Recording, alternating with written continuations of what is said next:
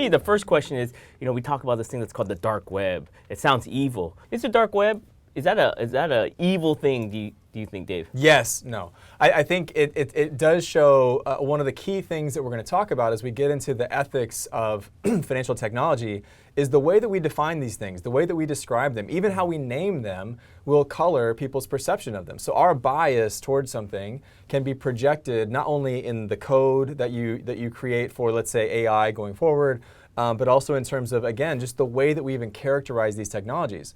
So clearly this term dark web was probably put forth by individuals who wanted this to be perceived as primarily a negative thing, perhaps from a policing or national security standpoint. But the reality is, as David made clear, these technologies were actually created by the US government for secure communications between various elements of the US military.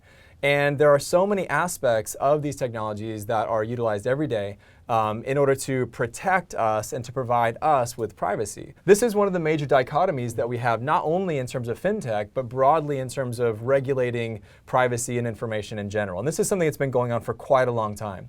Because when you talk about ethics, most people, when they talk about ethics, they primarily focus on what is legal. They focus on the law. Yeah. On the one side, you have lawyers like us who teach people about kind of hardline rules, black and white rules about what is acceptable and what is not. And those have been largely defined by society through the codes and laws that we have in place. On the flip side, you have kind of the moral, more ambiguous, sometimes subjective aspect of ethics, where this can be related to culture or history or even religion, so many aspects of culture that build into what is perceived to be acceptable in society. And governments, kind of the pendulum of regulation swings back and forth in terms of how much to regulate and then how to back off that regulation. So, to use an example, I think if you were to go to someone and you would say, do you utilize communication tools like WhatsApp, for example, and do you find that those communication platforms are valuable because they encrypt the communication? I think most people would say unequivocally, yes, of course, right? Like they don't, if you were to say, I'll provide you this software, but someone from the NSA or someone from the police is going to be listening to all your communication and documenting that communication, I think most people would have a very averse, visceral reaction to that, right? So we want that for ourselves in terms of privacy and ownership of our own data, control over what the world knows about us. But then the flip side is, there are very valid concerns in terms of safety, in terms of national security. And so you'll see scenarios where, like the San Bernardino shooting, where big segments of the population, even though they for themselves would advocate for privacy and security, were simultaneously asking Apple, hey, you got to jump on this, you've got to crack this phone so that we can ensure these types of attacks don't continue occurring, right? And I feel like this is where we are right now in terms of this dichotomy, this paradox in terms of privacy for ourselves and the broader social good. So can a single country manage that debate?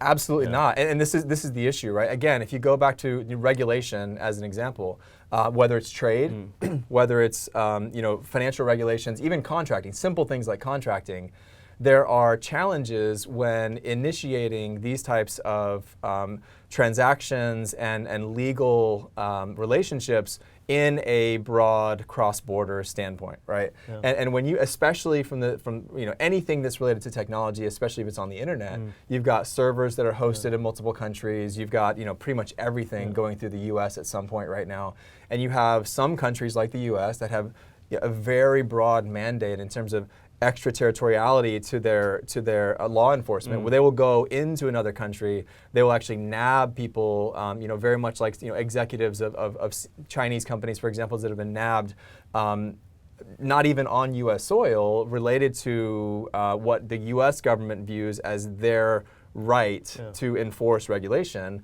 And then you have other governments that are completely standoff and don't even have regulation in these standpoints. Now, another example would be here in Hong Kong, very, very small place, but it's a finance center and a fintech center. And a lot of the data that is here is actually hosted outside of Hong Kong. And so the very aspect, if you set up a bank account, if you click on iTunes and you agree to your data being collected, what you may not realize is a lot of times that data is actually stored elsewhere, and so you have multiple privacy and data ordinance regulations that are going to apply just to that one kind of subset of data. Yeah.